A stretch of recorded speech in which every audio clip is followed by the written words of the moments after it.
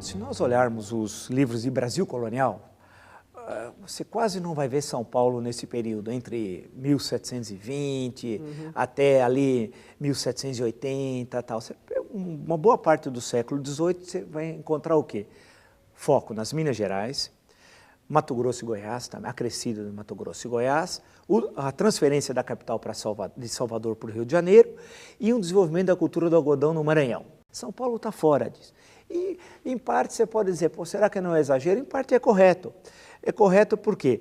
Porque com essa economia voltada para si, quase, com pouca presença no mercado colonial, e mercado colonial entenda-se, nesse momento, a exportação das mercadorias para a metrópole, para Portugal, você tem, nesse sentido, em termos de economia colonial, pouca importância. Mas há uma outra importância grande, que é esse processo de ocupação territorial, as cidades, esse povoamento começa a se estruturar.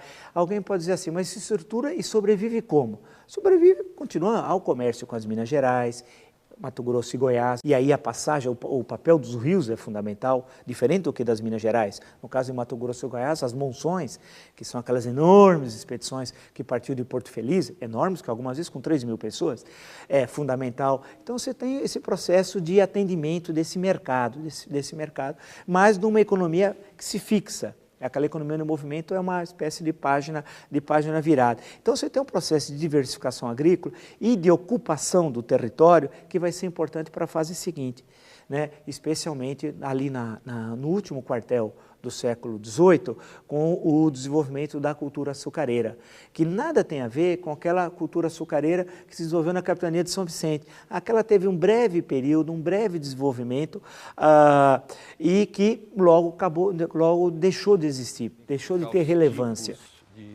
Principalmente sacro oficinário, uma coleção de sacro oficinário, que é a cana nobre. Sim. E aqui nós temos a cana crioula, que é a primeira cana que entrou aqui no Brasil. Provavelmente em 1532. Uma das questões, Marcos, o porquê do cultivo da cana, né? Qual a razão? Quer dizer, qual é a sua importância econômica ali nos séculos XV, antes até de chegar ao Brasil, e no século XVI e no período colonial, em termos de valor econômico? Olha, há informações que no século XV a cana tinha um valor muito expressivo. Em determinado momento, por depender demais da comercialização que vinha dos mercados de Veneza e de Gênova, a cana chegou a custar o equivalente ao valor do ouro. Quer dizer, um quilo de açúcar de cana era equivalente ao quilo do ouro. Perfeito. Então, em função disso aí, houve um esforço, principalmente dos portugueses, em desenvolver plantios de cana, os engenhos. Eles perceberam no período das navegações que eles foram encontrando condições, quer dizer, aquelas ilhas do Atlântico teriam condições de receber a cana-de-açúcar e aí sim eles se tornariam independentes da importação que vinha da Índia. Essa cultura açucareira do final do século XVIII é uma cultura em muito maior escala, desenvolvida em fazendas, que vai ocupando essa região que vai ser chamada de Oeste, a região em torno de Campinas, Oeste Paulista, vai subindo até Limeira, que são de fazendas com mão de obra escrava, negra, né, e voltada para o mercado internacional em grande escala. Essa cultura açucareira é importante que ela vai para Campinas, ela abre um leque em direção a Piracicaba, ela vai, né, que não era chamado de Piracicaba, era chamado no século XIX, depois de Constituição, depois que ela vai se chamar de Piracicaba. A região de Campinas, que não era chamada Campinas, era chamada de São Carlos, depois que ela passa a ser chamada de Campinas, e São Carlos é a outra São Carlos, mais à frente, né, depois de Limeira. A região ali de Limeira, essa região começa a desenvolver a cultura açucareira, ela tem uma importância muito grande. Primeiro que chegam os primeiros capitais ali na região, você começa a conhecer um pouco mais o território no final do século XVIII, né? Você começa as primeiras estradas, né? Estradas que a gente está falando são os primeiros caminhos, tal. Você conhecia os rios, né? Mas para essa região são construídas as primeiras estradas. É desbravado, que é esse um outro problema. Você está conquistando a natureza, é um processo de ocupação territorial. Se desbrava, se prepara o terreno, se constrói as primeiras casas e a economia açucareira precisa de uma diversificação. Não basta só plantar cana. né? É necessário transformar a cana em açúcar. Então, ao lado, você vai ter uma casa de moenda. Então, você vai trazer pessoas que saibam, que é uma especialização técnica, transformar a cana em açúcar. E aí você precisa de mão de obra. Começa a vir os escravos negros e tal. Então, há um processo de ocupação, em termos de capital, mão de obra, instalações, estradas, dessa região inicial, Campinas, Piracicaba, a região de Limeira e tal. Essa expansão, na verdade, da expansão da lavoura canavieira e Sim. o processamento da cana aqui nessa região, ela é importante porque ela vai significar a possibilidade de você fixar a população, fixar pessoas aqui, os antigos bandeirantes, né, que iam para as regiões onde poderia ainda se pesquisar e se pesquisava e se fazia mineração e que estariam voltando para o litoral e vão poder se fixar aqui exatamente porque se nessa região você vai ter uma grande possibilidade de expansão da produção de açúcar num momento importante da história, decorrente de dois fatores bastante importantes em termos mundiais. Um deles é a guerra de libertação das colônias norte-americanas, ou seja, das colônias que vão formar os Estados Unidos, né, que procuram se libertar da Inglaterra. Isso vai causar um problema no mercado mundial de açúcar. O outro fato importante é a questão da luta libertária na antiga colônia francesa, que hoje, né, chamamos de Haiti, né? Então, a partir de 1776, você vai ter uma suficiência de açúcar no mercado mundial e vai tornar bastante viável a exploração do açúcar nessa região. E, portanto, Itu vai estar bem no centro dessa região que, como você mencionou, é a região do quadrilátero do açúcar. As quatro pontas desse quadrilátero, né, formando então um quadrado não perfeito, obviamente, Jundiaí, Sorocaba, Piracicaba e Mogi Guaçu.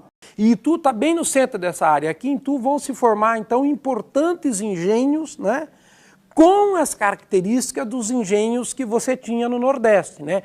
Com o senhor de engenho, né? Com a Casa Grande, com a senzala e, portanto, com a escravidão na exploração desse açúcar. E aí, né, é importante um outro subproduto, né, que é a aguardente, tá certo? Porque você já estava formando um mercado interno significativo aqui. Essa ocupação ela é importante no sentido de colocar uma estrutura, mas o açúcar paulista não era relevante nas exportações. Por quê? Porque era muito difícil trazê-lo do interior para o litoral. Esse era um problema. Tinha sido construída a calçada do Lorena, porém, a trazer esse açúcar do litoral era muito longo o caminho e tinha muito problema das intempéries, chuva e tal. Tanto que o açúcar paulista era considerado inferior quando vendido externamente, porque ele não chegava com a mesma qualidade que o açúcar nordestino. Além das dificuldades de comunicação, era mais difícil, a distância com a Europa era maior. E essa questão da distância entre a fazenda e o porto. Diferentemente do Nordeste, que a distância é mínima, no caso aqui, e a presença também da Serra do Mar e da dificuldade de transporte da região de Campinas, Piracicaba e Limeira para chegar ao litoral. Grande parte de origem portuguesa. Alguns vão ter papel fundamental nisso. O Nicolau Vergueiro, o futuro senador Vergueiro, né, ele, por exemplo, tem um papel muito importante. Ele vai chegar até Limeira. Ele vai ter uma fazenda muito importante nessa região, chamada Ibicaba, que essa fazenda ela tem uma importância muito grande, ela é retratada de forma excelente pelo Hércules Florence, que esteve lá nos anos 30, e já, portanto, há cerca de 50 anos nesse processo de ocupação, e deixa, acho que provavelmente, a melhor representação da cultura açucareira que precede o café. Não só mostrando a casa, mostrando os trabalhadores, o canavial, a moenda, vai dando detalhes do cotidiano, né? É possível ver a natureza.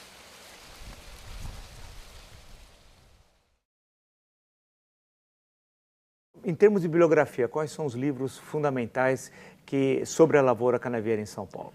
Olha, eu lembraria principalmente esse livro da Maria Tereza Schroer Petroni, cujo título é A Lavoura Canavieira em São Paulo. Para mim, essa é uma obra excelente, de uma qualidade, né, de um levantamento de fontes primárias, né? Também, evidentemente, usando outras fontes, mas é um livro de muito conteúdo, muito rico, né? Mostrando, portanto, esse grande ciclo do açúcar que vai, segundo ela, de 1765 a 1851. Né? Esse, destacadamente, uma bibliografia excelente.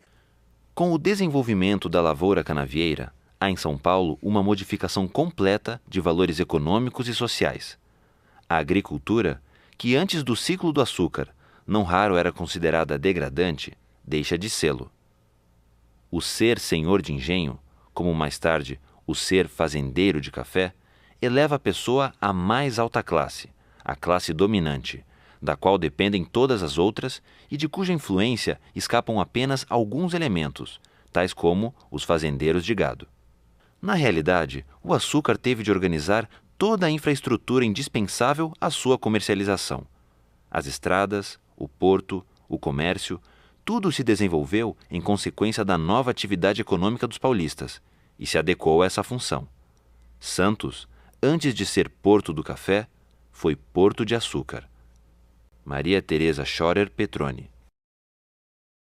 O segundo, professor Vila, é esse livro, embora que seja uma pequena parte, a parte final dele, basicamente, que se dedica, é um livro escrito pelo pesquisador do IFISH da Unicamp, Peter Eisenberg, cujo título é Homens Esquecidos, porque ele está exatamente procurando estudar esses homens que se dedicaram à produção de açúcar aguardente numa região que não era muito conhecida no Brasil de então, porque as principais regiões eram o Nordeste e Campos no Rio de Janeiro, mas ele vai se dedicar e se centrar basicamente na importância de Campinas e Itu e municípios aqui da região como produtores, né, de açúcar. E vai nesse livro retratar então essa presença dos senhores de engenho dessa região, da escravidão aqui, dos escravos, etc. Então, esses dois livros que nós mostramos foram muito importantes para que eu pudesse fazer a minha tese de doutorado, que foi publicada na forma deste livro, basicamente mostrando essa característica semelhante à dominação do mundo dos engenhos do Nordeste,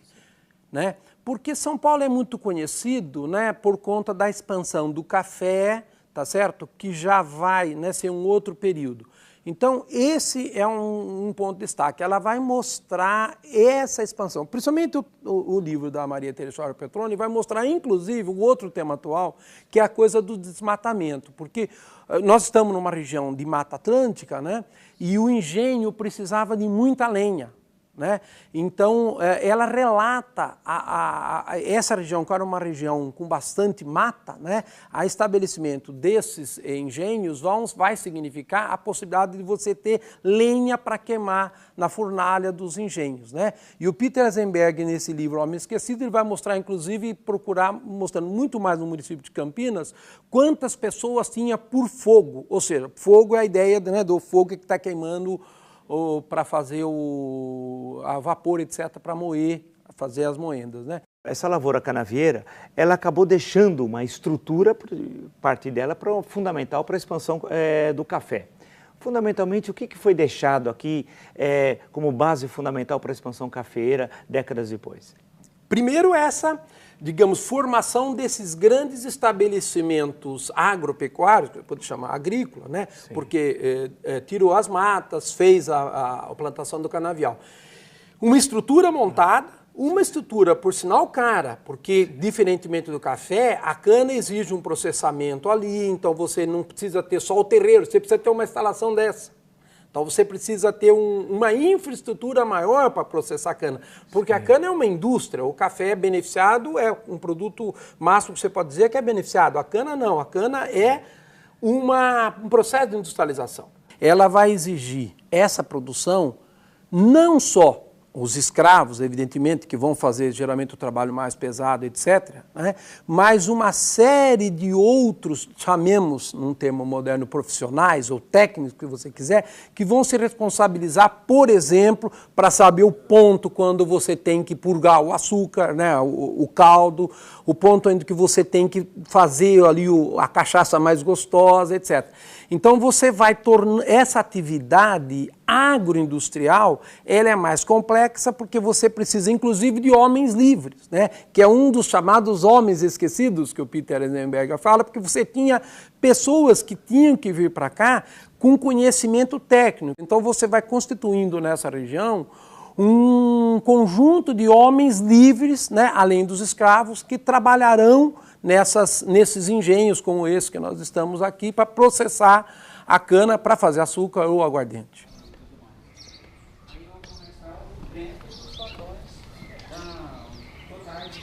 João, nós temos uma casa aqui construída na metade do século XVIII, aqui na região de Itu, que foi fundamental, essa casa no interior dessa fazenda, para a expansão, para o início da expansão da lavoura canavieira no que hoje é o estado de São Paulo. Qual a relação da sua família com essa casa, com essa fazenda e com a lavoura canavieira? É um sétimo avô nosso que vem aqui para a região.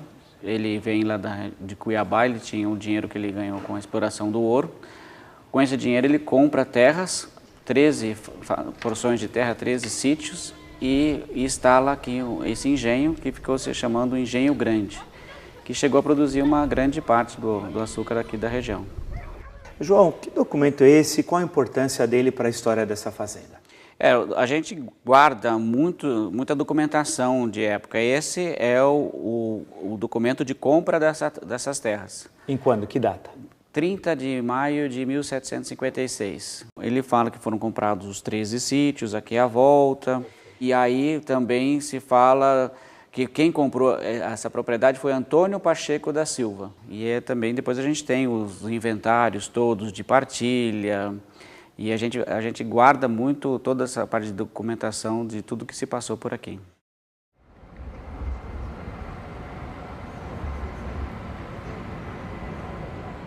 Esse documento, qual a importância dele? Ele trata do quê? Esse documento é o inventário mais antigo que a gente tem aqui para Itu e é um inventário de uma senhora de engenho, Teresa de Jesus do Amaral, de 1780. 1780, sim. Ele está bem conservado, a letra ela é caligráfica modernizada, ela está muito boa de se ler. E o que a gente tem aqui, que eu destaquei, é um conhecimento. O que é um conhecimento? É uma espécie de comprovação de existência de dívida. Então, aqui no caso, olha, Antônio Rodrigues de Almeida Leite pagou R$ 2.465, a saber, R$ 690 das contas tomadas à folha 60 e R$ 1.775, quitação ao doutor ouvidor. E a data aqui é de 1791. Então, apesar de o documento começar em 1780, geralmente os inventários eles duravam anos e anos para serem findos, terminados, porque existiam muitas dívidas a pagar, a receber, herdeiros com curadores, os órfãos, que nessa época aqui, ser órfão era ter até 25 anos de idade. Então, pessoas até 25 anos de idade que não eram casadas deveriam ter um tutor, não é? E as mulheres, quando ficavam viúvas, tinham um curador, certo? Então, porque eram considerados incapazes de gerir o seu próprio negócio, a sua própria fazenda sozinhos. O caso interessante desse inventário e de mais alguns outros, esse aqui eu destaco porque ele é o mais antigo, é que este é o inventário de uma senhora de engenho que não era viúva, né? Ou seja, era ela quem comandava os seus negócios, o seu engenho e casada, né? Isso que é o mais interessante desse documento. Esse documento permite que tipo de reflexão do pesquisador hoje no século XXI? Olha, ele permite que a gente volte a um tempo que hoje para nós é algo que a gente desconhece, não é? A gente não pode voltar ao passado com os olhos do presente sem reflexão. Não pode ser uma viagem direta, né? Você tem que, por isso que você tem uma série de ferramentas para que você possa fazer isso. No caso de inventários como esse, o tipo de tratamento historiográfico mais comum é de lidar na série documental. Você estudar uma série deles e tirar as informações dessa documentação que te deem conclusões gerais sobre o período. E por que isso é possível? Porque esses inventários eles têm uma formatação muito parecida, né? Eles não mudam, o conteúdo é muito parecido. E você faz o tratamento documental a partir de história quantitativa, que é algo que tem retornado ultimamente como método em história, que foi muito utilizado nos anos 70, mas que hoje tem retornado a partir de programas de informática mais modernos, que trabalhem não só os dados numéricos, mas também questões sociais a partir de dados numéricos. Como é que é possível, através de um documento, no caso esse é um documento do século XVIII, né, fazer essa viagem no tempo e conhecer o século XVIII, as pessoas, o que era ser rico, o que era ser pobre, a vida cultural, a vida social, as questões econômicas. Como é que é possível, como é que o pesquisador faz esse caminho no túnel do tempo, essa viagem do século XXI ao século XVIII? Bom, a partir da leitura dessa documentação, a gente consegue, por exemplo, no Testamento, a gente tem condição de entrar um pouco no universo cultural dessas pessoas, de formas de pensamento, de crenças, porque é no Testamento que as pessoas colocam os seus últimos pedidos, o seu medo da morte, o seu medo de não deixar tudo arrumado em vida para que não passe pelo purgatório. Então, as pessoas nos testamentos, por exemplo, elas admitem que tiveram filhos naturais. E o interessante da gente fazer a comparação é que, para essa época, a palavra dada ela tem muito valor, né? Você dizer que você viu algo, que você é testemunha de algo, era uma palavra dada incontestável. Não existia toda essa tecnologia de hoje para procurar pistas, por exemplo, de algo que aconteceu, de algum crime que aconteceu. Nessa época, é a palavra dada. Então, por exemplo, se alguma dúvida fosse colocada, testemunhas eram chamadas, pessoas ilibadas, pessoas da nobreza da terra, e elas confirmavam ou não o que dizia aqui. E isso era fato, não é? E o mais interessante também é a gente ter uma noção do que era a vida material nesse período. Não é? Realmente uma viagem no tempo, porque, por exemplo, um pouquinho antes desse período, no século XVII, a gente tem um vestido valendo 2 casas. Né? E por que isso acontece? Porque o vestir-se, nessa época, determinava a sua posição social. Não é? E o que a gente descobre, muitas vezes lendo esses inventários, é que as pessoas viviam numa ostentação aparente. Elas ostentavam em vida e, ao final, quando o inventário era feito, todas as dívidas vinham ser cobradas. E nem todos tinham conhecimento de que aquela pessoa devia tanto assim. Né? É diferente de hoje em dia, que a gente tem outros recursos para se cobrar dívida. A cobrança da dívida era feita realmente quando a pessoa morria. Ao final da vida é que realmente era conhecida a condição econômica da pessoa, não a condição social. Né? Nesse período é diferente condição social de condição econômica. Nem sempre uma reflete a outra. Aqui no Museu Republicano de Itu, qual é a importância desse local para o pesquisador e para o visitante? Bom, eu costumo dizer que o Museu Republicano e o Centro de Estudos está para Itu como o Museu Imperial está para Petrópolis.